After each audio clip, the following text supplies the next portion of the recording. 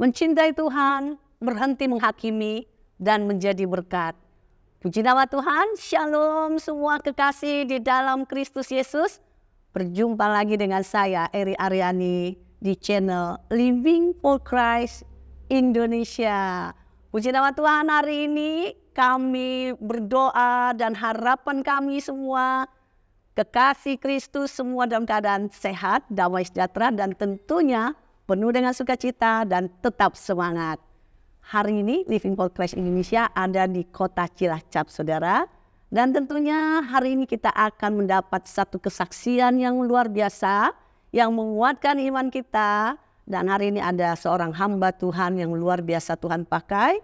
Dan hambanya ini akan membagikan satu cerita kesaksian yang menguatkan iman kita. Yuk kita sama-sama akan mendengarkan kesaksian daripada Ibu Pendeta Herlin Suripati dari Gereja Kristen Setia Indonesia Cilacap. Shalom Ibu Herlin, apa kabar? Tetap semangat ya Bu. Amin. Wow, luar biasa, semangat sekali kelihatan. Wow, Bu, kita datang ke sini kami udah sukacita banget karena Ibu Herlin mau berbagi cerita ke para pemirsa Living for Christ Indonesia. Nah tentunya ada pelayanan yang luar biasa yang Ibu sudah lakukan. Kira-kira nih Bu, dari awal panggilan Tuhan terhadap kehidupan Ibu, pasti ada satu visi, misi yang Tuhan sudah taruh. Dan tentunya tidak tiba-tiba mau melayani Tuhan. Pasti Ibu mengalami satu kejadian yang luar biasa dan pengalaman yang dahsyat dengan Tuhan. Bagaimana Bu, awal ceritanya Ibu mau melayani Tuhan? Ya, shalom saudara yang kekasih di dalam Tuhan Yesus Kristus. Saya sungguh bersyukur bahwa Tuhan memanggil saya menjadi seorang hamba Tuhan. Saya setelah selesai dari SMA atau sekarang SMEA waktu zaman saya berangkat ke Jakarta dari Ambon bersama dengan mama saya. Pinginnya cuma jalan-jalan. Tetapi karena kakak saya yang paling besar ada masalah keluarga, kemudian kakak saya berkata kepada mama saya, kalau adik saya tinggal berarti saya tidak bisa cerai dengan istri saya. Tapi kalau pulang saya akan cerai dengan istri saya. Akhirnya saya merasa sebagai tumbal.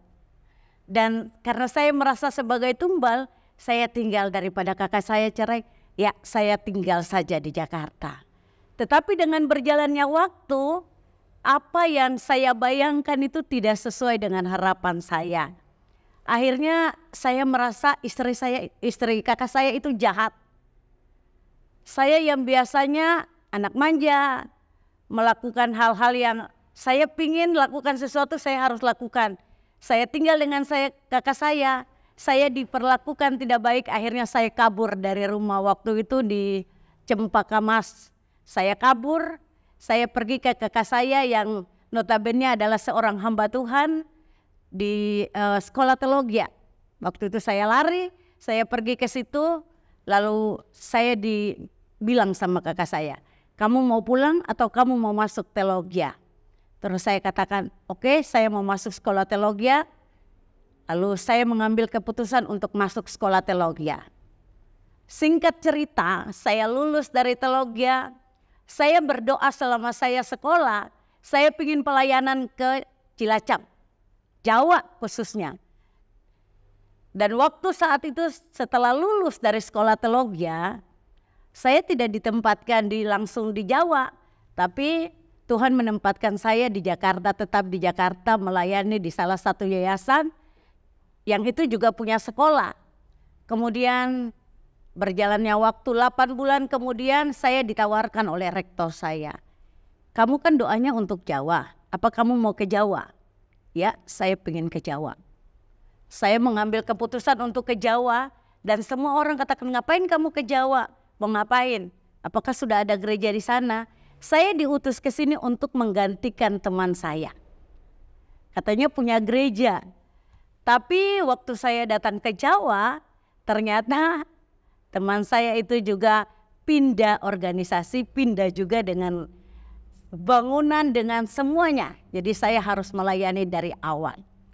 Ketua saya itu, ini masih ada bersama dengan kita di sini waktu itu, BPW saya, beliau masih ada, beliau katakan kalau kamu melayani Tuhan, kamu ke Cilacap, gereja menyediakan rumah buat kamu. Kamu boleh pelayanan sendiri.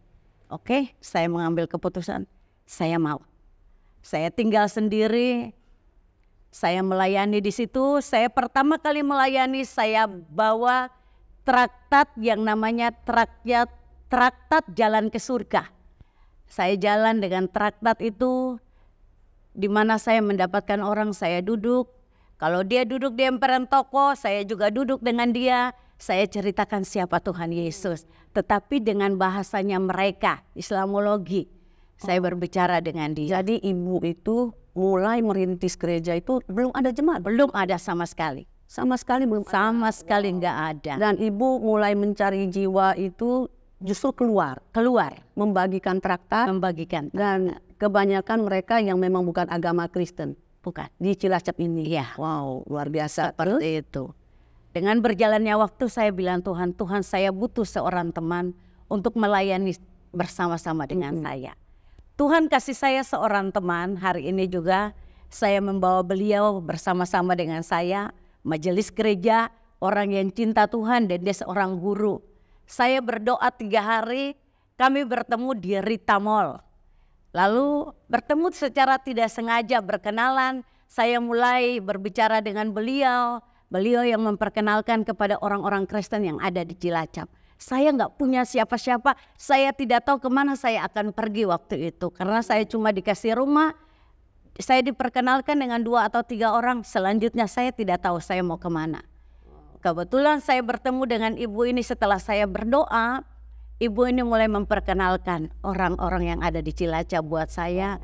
Dan saya mulai berjalan melayani dengan beliau. Sampai hari ini beliau bersama-sama dengan saya. Jadi ibu ini yang membawa Ibu Herlin bertemu dengan kalangan orang Kristen sehingga bisa melayani sampai hari sekali.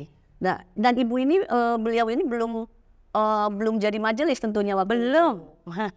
Akhirnya bersama-sama membangun. Saya sama-sama dengan beliau. Iya. Waktu itu saya bertemu, kemudian saya tetap melayani.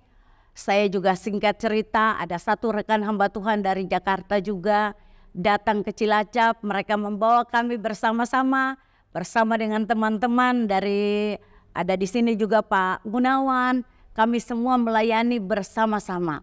Akhirnya terbentuklah satu jemaat yang sekarang ini berapa kakak di sini? Saya belum terbentuk jemaat. Masih saya melayani sendiri karena kita terpisah. Jadi saya masih berjalan. Satu ketika ada seorang yang belum bertobat itu sakit. Dan dia datang minta dari kelompok kami ini untuk berdoa. Karena dia sudah pergi kemana saja tidak sembuh. Sudah dioperasi usus buntu tidak mengalami kesembuhan. Kemudian dia datang, kita berdoa bersama-sama. Dia mengambil keputusan untuk masuk Kristen. Mengikuti Kristus. Ada mujizat yang terjadi saat itu. Ada kesembuhan yang terjadi. Terus dia mengambil keputusan, saya mau ikut Tuhan Yesus. Itu bukan dari orang Kristen? Bukan. Oh, puji Tuhan. Seluruh keluarganya non. Iya, akhirnya semuanya diselamatkan. Sampai hari ini hanya dia yang statusnya agama Kristen, tapi seluruh keluarganya percaya sama Tuhan Yesus. Wow. Dan sampai hari ini kami masih melayani mereka. Oh, amin. Puji Tuhan. Berapa kakak sekarang gereja ini? Kalau dihitung kami ada 32 kakak. Wow, sangat besar. Ya, harusnya seperti itu. Tapi jemaat kami itu unik, Bu. Ya. Hanya dalam satu keluarga hanya 1 orang yang masuk ke kami. Wow, perlu tapi harus 1 orang masuk ke kami yang sudah statusnya agama Kristen. Tetapi keluarganya semua bisa mengenal Kristus. Dan saya selalu bilang buat mereka, tidak perlu jadi orang Kristen. Yang penting mereka mengalami Kristus dalam hidup mereka. Dan mereka mau berjalan seturut apa dengan yang Kristus ini. Tentunya perlu pemuritan. Betul. Ya, perlu pemuritan, perlu satu komitmen untuk menjadi pengikut Kristus baru sempurna.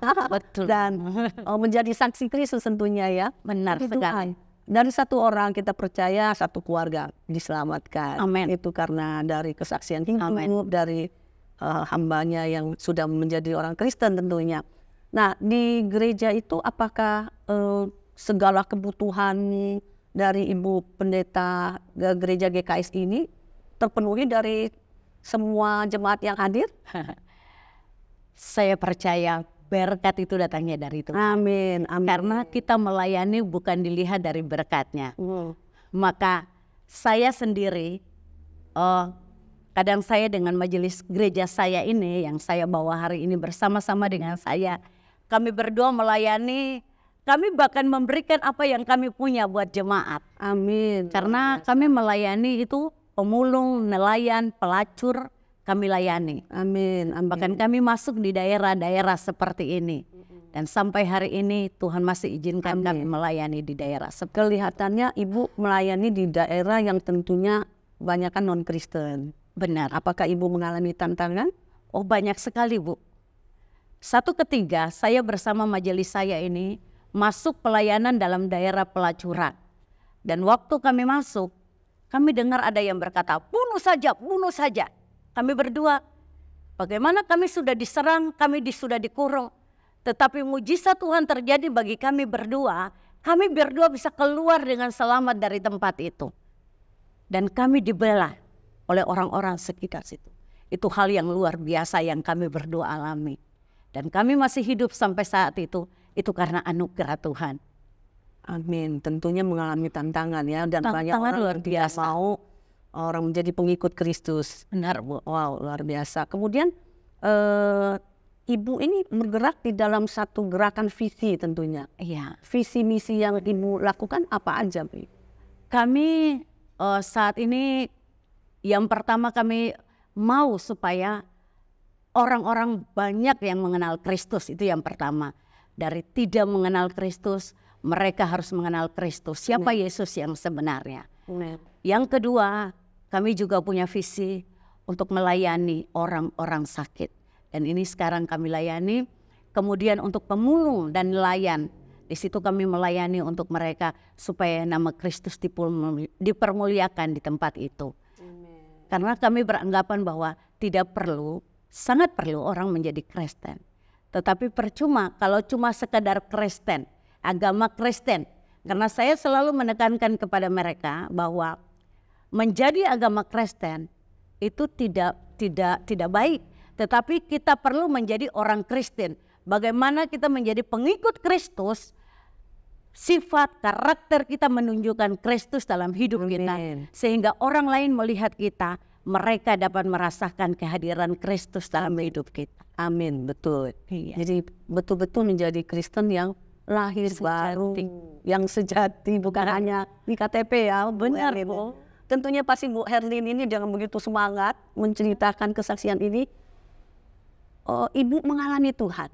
Tentunya mengalami Tuhan pada satu periode. Mungkin bisa di-sharingkan, Bu? Iya, karena pertama-tama waktu saya datang ke sini, saya anak manja yang kadang-kadang uang saya sudah habis, saya bilang buat uang saya udah habis, saya mau pulang. Bahkan terhadap satu hamba Tuhan saya bilang, Pak, saya pulang lah, ngapain saya di sini? Sampai dia katakan, di rumah bapakku banyak persediaan makanan. Dia katakan kalau mau pulang ya pulang. Tapi satu ketika saya diizinkan Tuhan, saya berdoa kalau Tuhan izinkan saya tetap di Cilacap, saya mau. Saya berdoa dan apa yang terjadi? Selama 3 hari saya tidak punya apa-apa, untuk makan pun susah. Dan saya katakan Tuhan, waktu itu sama BPW saya katakan hari ini kita akan kumpul di Kaunganten. Dan saya katakan jangankan untuk pergi ke Kaunganten, makan saja saya nggak ada. Dan saya belajar untuk taat, tidak meminta, tidak mengemis kepada kakak-kakak saya. Dan mereka tidak tahu. Dan waktu itu saya pergi, majelis saya tadi itu belum segereja dengan saya. Dia bilang, ayo Tan main ke rumah. Main ke rumah, saya sudah mau pulang. Dia katakan buat saya gini, saya berdoa, Tuhan saya butuh 36.000. Terus waktu itu saya mau pulang, dia mendekati saya, dia katakan, Tan, saya tergerak untuk memberikan uang ini buat Tante. Orangnya masih ada dan sekarang bersama dengan saya melihat itu, saya katakan, Tuhan, ini yang saya minta 36.000. Persis. Persis 36.000. Saya duduk dan saya merenungkan kasih Tuhan begitu besar. Saya katakan, Tuhan, kalau inilah jawaban Tuhan buat saya harus tetap tinggal di Cilacap. Dan sampai saat ini saya ada di Cilacap, itu karena Tuhan. Amin. Wow, luar biasa kesaksian Ibu Herlin. Dan tentunya kita yang mendengar merasa mendapat satu kekuatan iman yang luar biasa. Nah, ini pertanyaan terakhir nih ke Bu Herlin. Apa yang menjadi kerinduan Ibu yang terdalam yang mungkin sampai hari ini Ibu masih terus mendoakannya? Kerinduan saya yang terdalam adalah memiliki tempat ibadah tersendiri. Saya punya rumah, saya punya tempat sekitar 7 upin di tempat saya yang masih berupa tanah kosong. Saya pingin itu dibangun. Tapi terserah Tuhan, apa yang Tuhan mau. Itu kerinduan terbesar saya saat ini. Saya ada tempat ibadah, Bu. Saya diberikan dengan cuma-cuma tempat ibadah sampai saat ini. Tidak sepersen pun saya bayar. Saya sudah pakai 23 tahun. Saya tidak mengeluarkan sepersen pun untuk uang, untuk bayar tempat ini. Listrik, air kita pakai dengan cuma-cuma. Tapi kami dan jemaat ingin memiliki tempat sendiri untuk kami beribadah. Itu kerinduan dan doa. Amin, puji Tuhan. Pasti Tuhan mendengarkan doa Ibu. Amin. Karena kalau kita mengandalkan Tuhan, kita percaya bahwa Tuhan tidak akan pernah meninggalkan. Dia akan mencukupkan segala kebutuhan Ibu Herlin menurut kekayaan dan kemuliaannya. Amen. Apalagi ini pekerjaan Tuhan. Amen. Tentunya Tuhan yang akan bertanggung jawab. Wow, luar biasa. Terima kasih Ibu Herlin sudah membagi kesaksian bagi kami para pemirsa Living for Christ Indonesia. Biar Tuhan memberkati Ibu semakin dipakai dahsyat dan segala kerinduan Ibu Tuhan dengarkan doanya. Shalom Ibu, terima kasih Tuhan Yesus memberkati Ibu Pendeta. Shalom. Nah, para pemirsa daripada Living for Christ Indonesia, kita sudah mendengarkan satu kesaksian yang luar biasa tentunya dari Ibu Pendeta Herlin. Saudara, jikalau saudara sudah mendengarkan kesaksian beliau dan saudara digerakkan Tuhan untuk boleh mendukung pelayanan dari hambanya, saudara melihat di bawah layar saudara ada nomor rekening yang tertera daripada hambanya ini, dan saudara boleh mentransferkan persembahan kasih saudara untuk mendukung dan memperluas kerajaan Allah di Cilacap. Dan kali ini Living for Christ Indonesia sampai di sini. Nantikan episode selanjutnya dengan hamba Tuhan yang tentunya dahsyat dengan kesaksiannya yang luar biasa. Terima kasih. Shalom. Shalom.